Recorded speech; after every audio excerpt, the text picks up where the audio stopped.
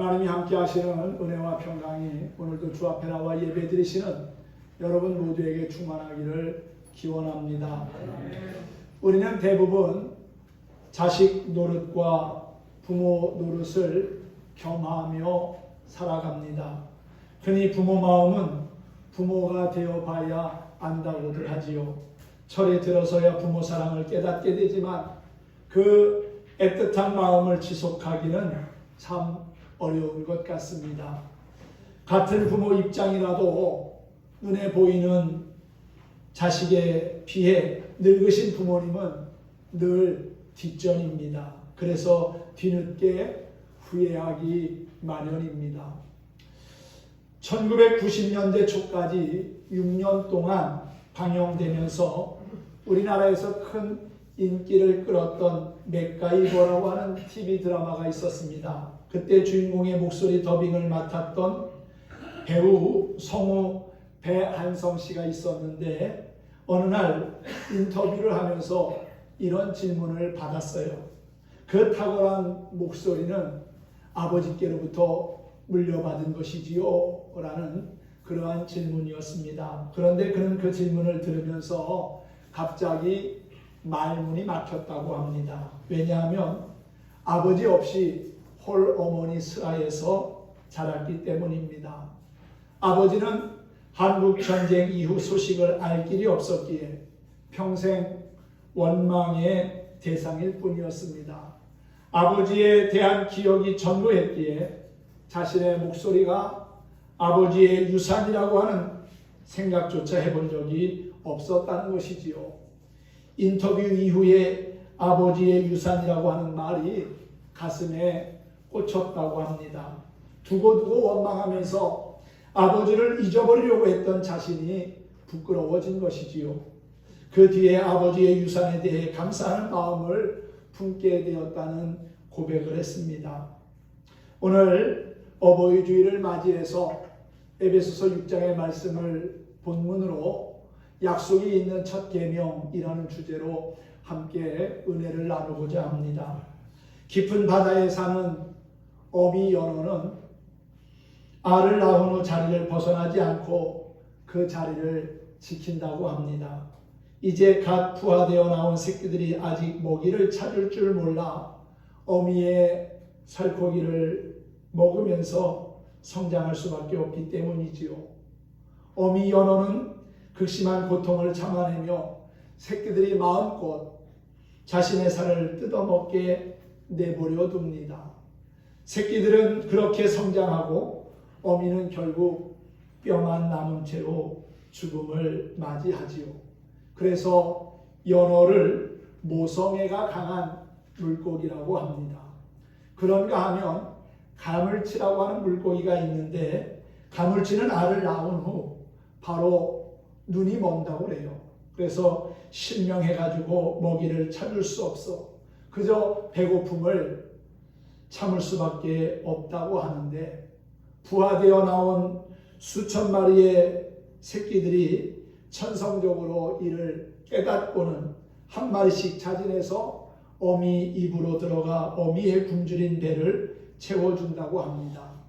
그렇게 새끼들의 희생에 의존하다 시간이 지나 눈을 회복할 때쯤 되면은 남은 새끼의 양은 10분의 1도 채 되지 않는다고 하지요. 그래서 가물치를 효자 물고기라고 합니다. 살아가면서 우린 모두 이 두 가지의 역할을 다하게 되지요. 자식으로서 그리고 부모로서 말입니다. 하찮은 물고기도 이처럼 사랑하고 희생하는데 우리는 어떻습니까? 오늘 어버이 주일로 예배 드리면서 다시금 우리의 모습을 진지하게 되돌아보면 좋겠습니다. 성경은 하나님이 우리와 맺은 언약, 즉 약속을 기록한 책이지요. 성경은 그 약속이 어떻게 이루어졌고 또 이루어지고 있고 또 이루어질 것인가를 소개하고 있습니다. 우리는 하나님을 예배하면서 그 앞에 다양한 수식어로 하나님을 부릅니다. 용서의 하나님, 자비의 하나님, 사랑의 하나님, 거룩하신 하나님, 그리고 또한 전지전능하신 하나님, 창조주 하나님, 신실하신 하나님, 내가 고백할 수 있는 다양한 수식어로 하나님을 말하고 또한 경배하고 예배합니다. 하나님은 우리와 맺은 약속을 지키시고 이루시는 참 좋으신 분입니다. 신실하신 하나님의 약속을 믿고 지키는 자가 축복의 사람으로 그 남은 여생이 더욱 밝고 빛나게 되리라고 믿습니다. 구약은 하나님의 홍수 심판 이후에 물로 세상을 심판하지 않겠다고 하면서 하나님이 무지개를 징표로 주셨습니다. 그리고 신약에 와서는 예수 그리스도를 믿음으로 우리에게 구원과 영생을 주시고 하나님의 자녀가 되는 놀라운 약속을 하셨는데 그 약속의 징표가 바로 십자가였지요. 무지개와 십자가는 영원한 언약의 징표입니다. 그 징표를 볼 때마다 우리는 약속을 지키시는 신실하신 하나님을 더욱더 의지하며 찬양하지 않을 수가 없다는 것이지요. 사람은 누구나 행복한 삶을 살기 위해서 이른 아침부터 저녁 늦은 시간까지 수고하고 땀 흘리며 애쓰는 삶을 삽니다. 그런데 행복은 어디서 어떻게 얻을 수 있는 것일까요? 바로 관계를 통해서 우리는 행복을 찾게 되고 얻을 수 있다는 겁니다. 좋은 관계가 삶의 기쁨과 행복을 가져다 준다는 것입니다. 그러므로 인간은 삶에 두 가지의 관계를 잘 유지해야 합니다. 첫째는 하나님과의 수직적인 관계고 또 하나는 사람과의 수평적인 관계입니다. 이 두 관계를 잘 유지하며 지켜 나아갈 때 우리는 하나님이 주시는 은혜와 기쁨과 행복을 누릴 수 있다는 사실이지요. 하나님이 시내산에서 모세에게 10가지의 계명을 주셨습니다. 10계명이지요. 10계명 가운데 첫 번째부터 네 번째 계명은 하나님과의 관계에서 우리가 지켜야 하는 수직적인 관계의 계명들입니다. 제1계명 나 외에는 다른 신을 섬기지 마라. 두 번째 계명 너를 위하여 우상을 만들지 마라. 세 번째 계명 하나님의 이름을 망령되이 일컫지 말아라. 네 번째 계명 안식일을 거룩하게 지키라. 이 네 가지의 계명은 우리가 살아가면서 하나님과의 관계 속에서 지켜야 되는 계명들입니다. 그런가 하면 다섯 번째부터 10번째 계명은 우리가 이웃과 더불어 살면서 지켜야 되는 기본적인 수평적인 계명들이지요. 다섯 번째 계명이 내 부모를 공경하라는 것이고요. 여섯 번째 계명은 살인하지 말라. 일곱 번째 간음하지 말라. 여덟 번째 도둑질하지 말라. 아홉 번째 내 이웃에 대하여 거짓 증거하지 말라. 열 번째 계명 내 이웃의 집을 탐내지 말라는 것입니다. 이 10계명 가운데 유일하게 약속이 있는 계명이 하나 있습니다. 그것이 바로 다섯 번째 계명인 내 부모를 공경하라는 것입니다. 그리하면 어떻게 한다는 거예요? 그리하면 내 하나님 여호와가 내가 내게 준 땅에서 내 생명이 길리라 그랬어요. 하나님이 주신 삶의 터전과 시간 속에서 먹고 마시고 베풀고 누리며 행복하게 살아갈 수 있도록 인도해 주신다는 겁니다. 오늘 에베소서 6장 2절에서도 이것을 약속이 있는 첫 계명이라고 소개하고 있습니다. 어떤 약속입니까? 이 땅에서 잘 되는 형통의 복과 장수의 복을 주신다는 거지요. 약속된 하나님의 축복은 부모님을 공경하는 데서부터 출발한다는 사실입니다. 하나님과의 관계 그리고 사람과의 관계가 좋아야 행복한 삶의 주인공이 될 수 있다는 사실입니다. 할렐루야.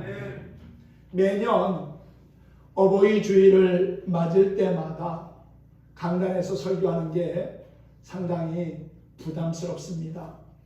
왜냐하면 부모님께 효도하는 것이 마땅한 도리이나 그렇게 살지 못한 생각들이 언제나 먼저 떠오르기 때문입니다. 이 세상에 자녀가 없는 사람은 있어도 부모가 없는 사람은 아무도 없습니다. 따라서 효도는 모든 사람에게 요구되는 덕목이며 특히 부모님께서 살아계실 때 실천해야 하는 것이지요. 먼저 세상을 떠나셨을지라도 부모님을 향한 우리의 효도는 계속 되어야 할 것입니다. 부모님의 뜻을 받들고 그분의 기대와 그리고 바람에 어긋나지 않게 살아가는 것이 곧 효도이기 때문입니다. 보이지 않는 하나님을 진실하게 믿음으로 효도하고 또한 육신의 부모를 잘 섬기고 공경하는 효도하는 것이 공경함으로 효도하는 것이 오늘을 살아가는 참된 그리스도인의 모습이라고 믿습니다. 부모님의 희생과 헌신, 사랑을 통해서 오늘 내가 살아가고 있는 것이지요. 내가 이 세상에 살아 숨쉬며 존재할 수 있도록 낳아주시고 길러주신 그 부모님의 은혜와 사랑을 기억하고 감사하며 공경하는 자가 될 수 있기를 바랍니다. 부모를 공경하는 것은 하나님을 경외하는 것의 연장선이고 또한 모든 인간관계의 출발점인 동시에 가장 핵심이 될 뿐만 아니라 땅의 모든 복의 약속이 있는 통로라고 할 수 있습니다. 부모와 자녀와의 관계는 내가 선택한 것이 아닙니다. 하나님께서 맺어주신 거지요. 부모는 내가 선택할 수 있는 것이 아니라 우리는 부모를 통해서 이 땅에 온 것이기에 하나님의 선택적인 주권으로 부모와 자녀의 관계가 이루어졌다는 것입니다. 그 관계 앞에서 우리가 할 것은 주 안에서 순종하고 공경하는 것이지요. 순종은 순순히 따르는 것이고 공경은 존경하는 마음을 가지고 받드는 겁니다. 자녀가 부모에게 효도해야 하는 몇 가지 중요한 이유가 있습니다. 첫 번째 이유는 하나님의 명령이기 때문이라는 거지요. 하나님은 부모를 공경하라 명령하셨습니다. 공경하려면 하고 말라면 말라는 식으로 말씀하지 않았어요. 공경하라, 순종하라 명령하셨습니다.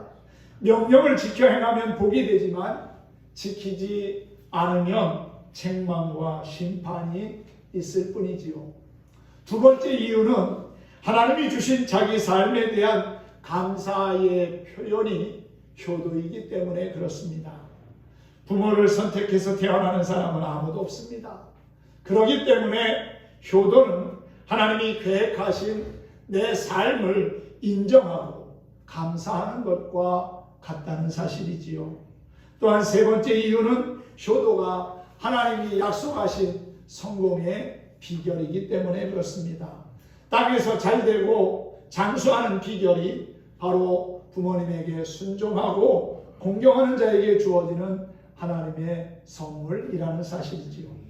하나님의 명령이자 내 삶의 감사의 표현인 효도를 통해서 하나님께 아름다운 삶의 열매를 드릴 수 있는 우리 모두가 되었으면 좋겠습니다.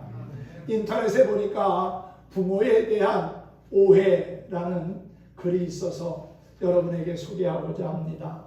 어머니에 대한 오해가 있고요. 아버지에 대한 오해가 있습니다. 한번 들어보십시오. 혹시나 우리도 이런 오해를 하면서 지금까지 살아오지는 않았는지 되돌아봤으면 좋겠습니다.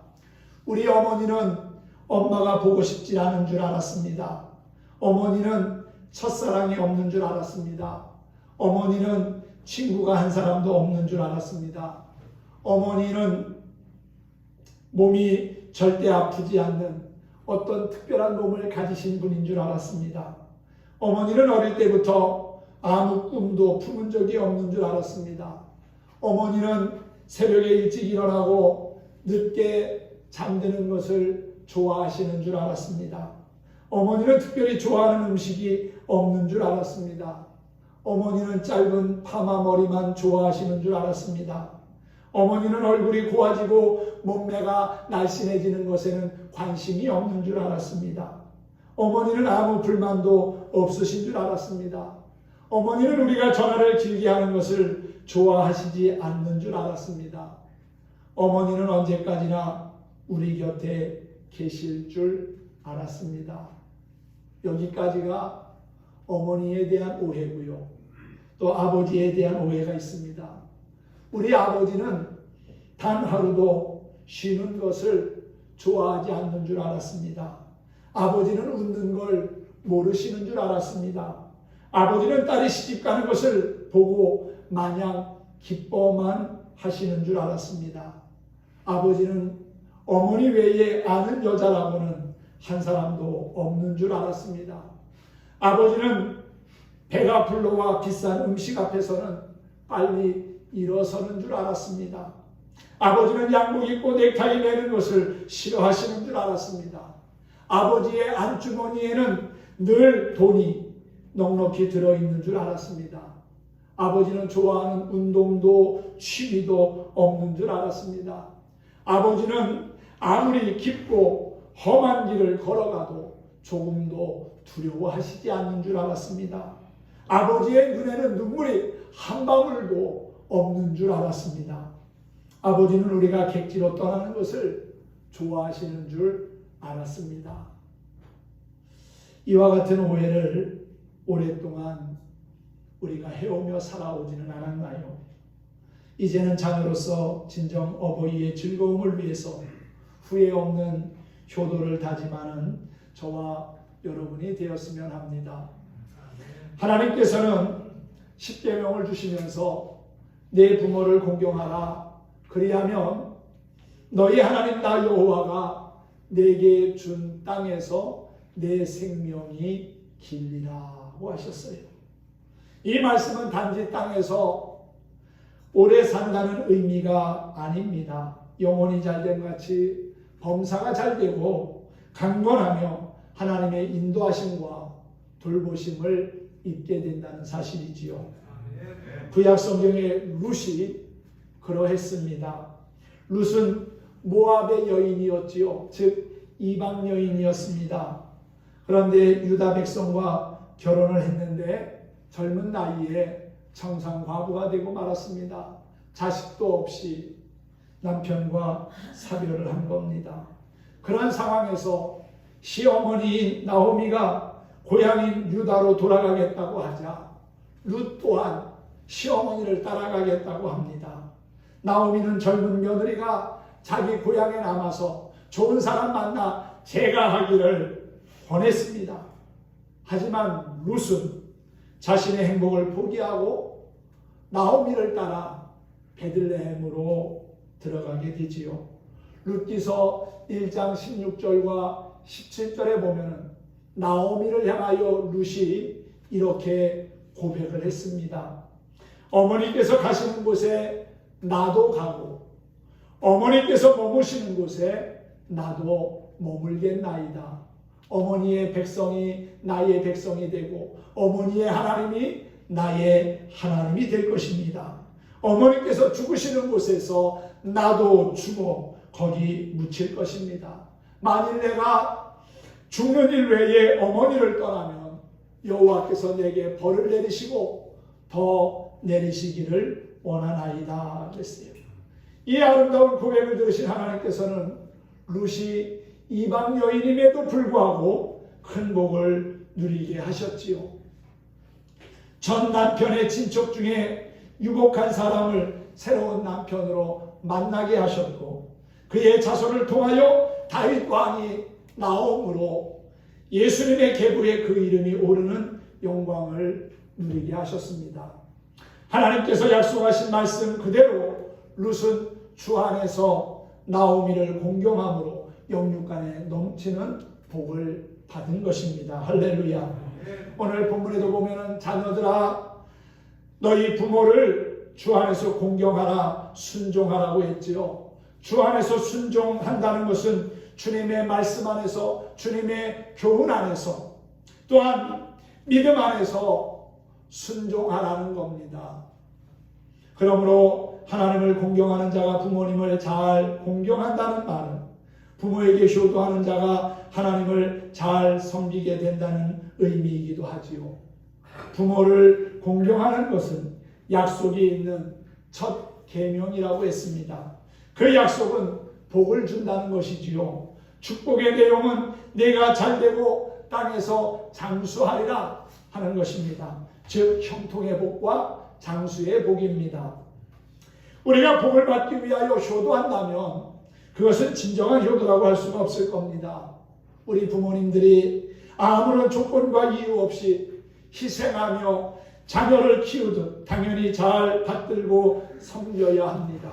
부모님은 우리에게 생명을 전달해 주신 분이기에 존경심과 또한 감사하는 마음을 가지고 효도해야 합니다.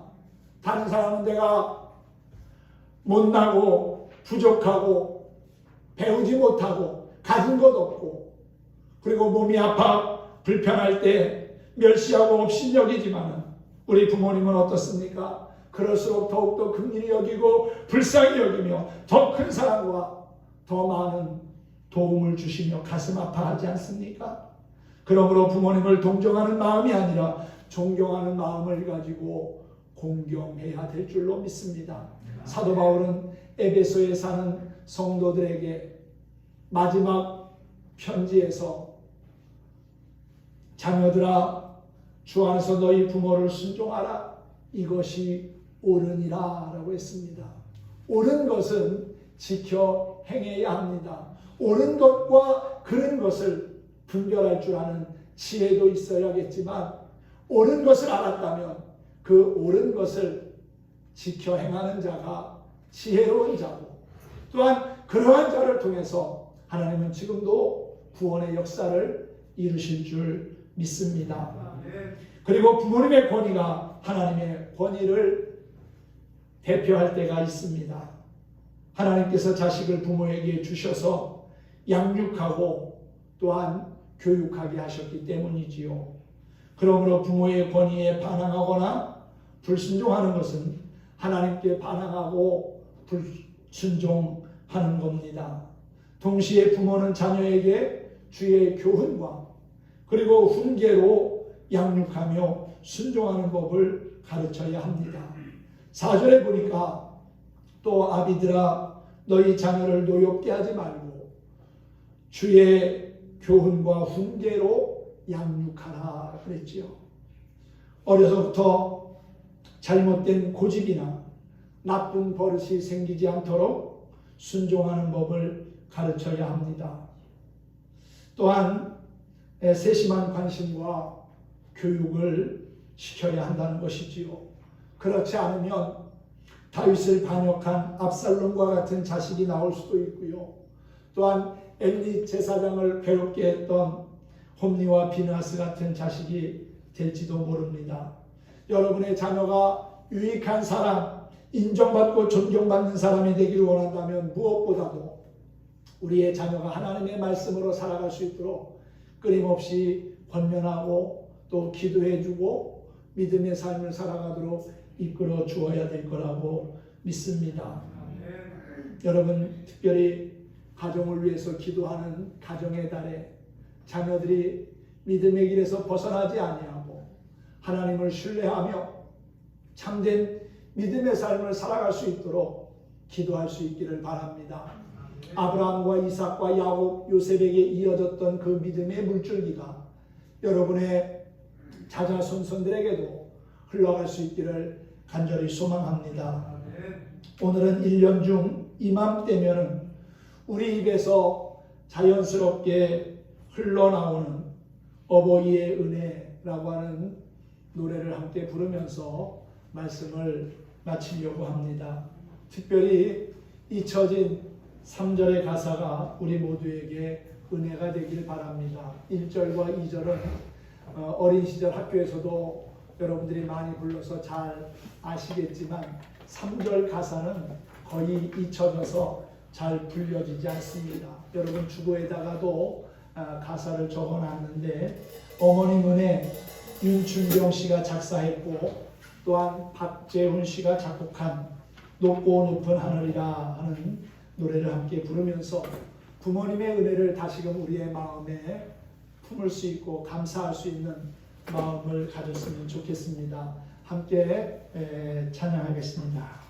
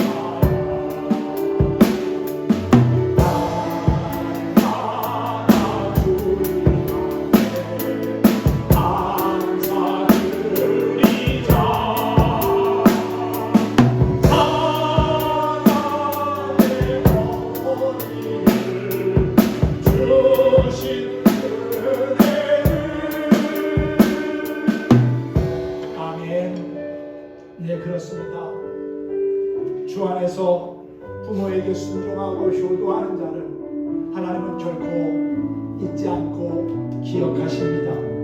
그리고 형통의 복과 장수의 복을 주신다고 약속하셨습니다. 전능하신 하나님께서 여러분의 가정에 늘 함께 하시고 또한 은혜와 평강 주시기를 바랍니다. 언제 어디서나 마음과 정성을 다하여 하나님을 경외하며 부모님을 진심으로 공경하여 하나님의 기쁨이 되는 축복의 주인공이 될 수 있기를 예수님의 이름으로 축원합니다. 축복합니다.